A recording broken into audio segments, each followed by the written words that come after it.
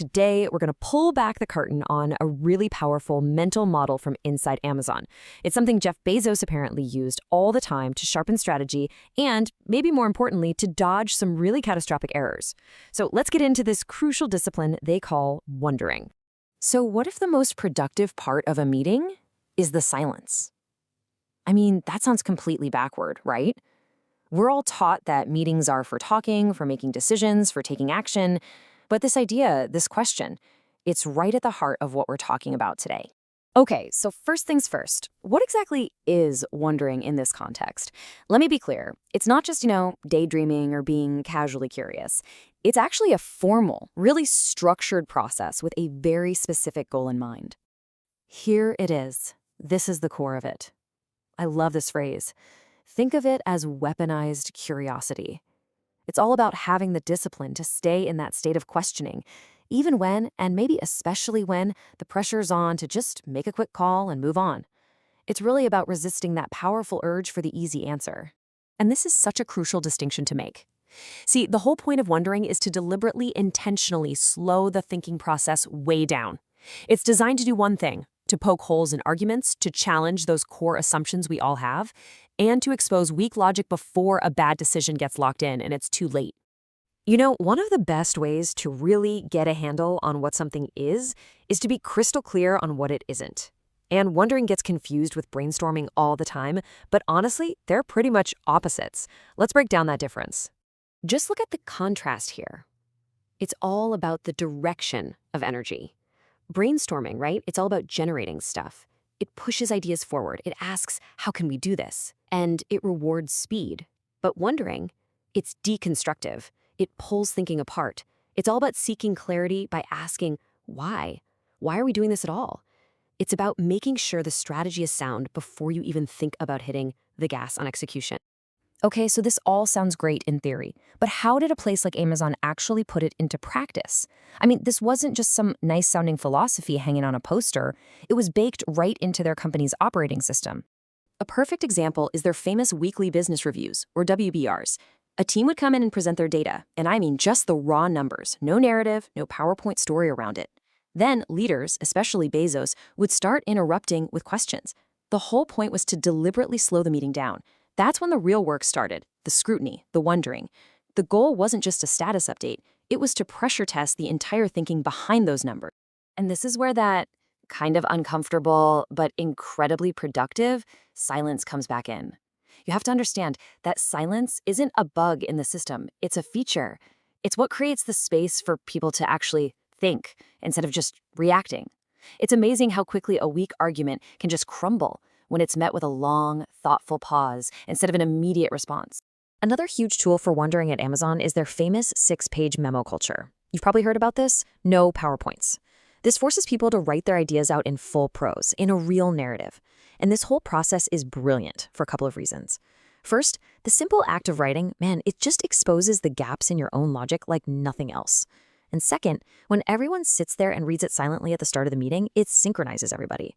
Everyone's on the same page with the same context before a single word is even spoken out loud. Now, this is so important. You don't use this slow, deliberate process for everything. Bezos famously categorized decisions into 2 types. You've got two-way doors. These are decisions that are reversible.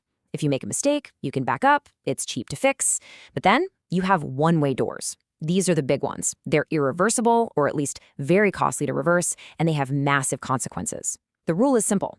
Move fast with the two-way doors, but the one-way doors, they absolutely demand deep, serious wondering. All right, so let's dig a little deeper into the why.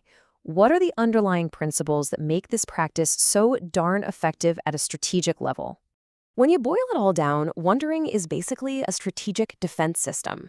Its job is to find the weak link in a chain of logic. It's designed to shine a light on all that stuff below the surface.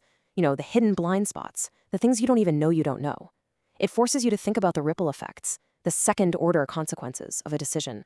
And maybe most critically, it forces you to re-examine those old foundational beliefs that might have made you successful in the past, but could be totally obsolete today. And here's one of my favorite things about it. It's an anti-politics device. Think about that. In a culture where wondering is the norm, the best idea is supposed to win, period. It doesn't matter what your title is. A junior analyst who has clean logic and solid data can actually challenge a senior vice president and win. It just flattens the whole hierarchy and makes evidence, not your rank, the ultimate authority. And this is such a key insight. Success can be a huge trap, right? It can harden your thinking and trick you into believing you've got all the answers. Well, wondering is the antidote to that. It's a defense against what you could call expertise decay. It forces even the most successful, most seasoned leaders to approach a problem with fresh eyes, to behave like a first-time learner, even while they're carrying all that accountability.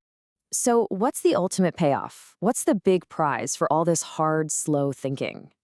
Well, it really comes down to managing this central tension, this constant push and pull that exists in pretty much every single large organization. Okay, on one side of that tension, you have this danger. If you focus only on execution, on just getting stuff done, without ever stopping to ask why, you start to drift into ritual. You start confusing activity with actual progress. You're basically just running on the hamster wheel, doing the same things over and over, even when the whole game has changed around you. But then you've got the opposite problem, right? If all you ever do is sit around wondering and asking questions, you get completely stuck in analysis paralysis. The whole company just grinds to a halt. The real magic, the real trick, is finding that balance. It's about using wondering as a powerful strategic guardrail for action, not a replacement for it. And when you get that balance right, the results are incredibly tangible. You get fewer of those frantic, last-minute, heroic decisions.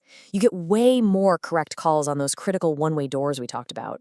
You get fewer nasty surprises and a lot more early warnings about trouble ahead. But honestly, maybe the most valuable outcome of all is that last one. It's a systemic, built-in defense against the most dangerous bias there is, our own self-deception. So this really just leaves us with one final question to think about. This whole idea of wondering, it isn't just for tech billionaires, right? It's a discipline that any of us can use. So think about your work, your team, maybe even a big personal decision you're facing. What is the one-way door that's right in front of you? And where could slowing down to find the right question, instead of just rushing to an easy answer, where could that change absolutely everything?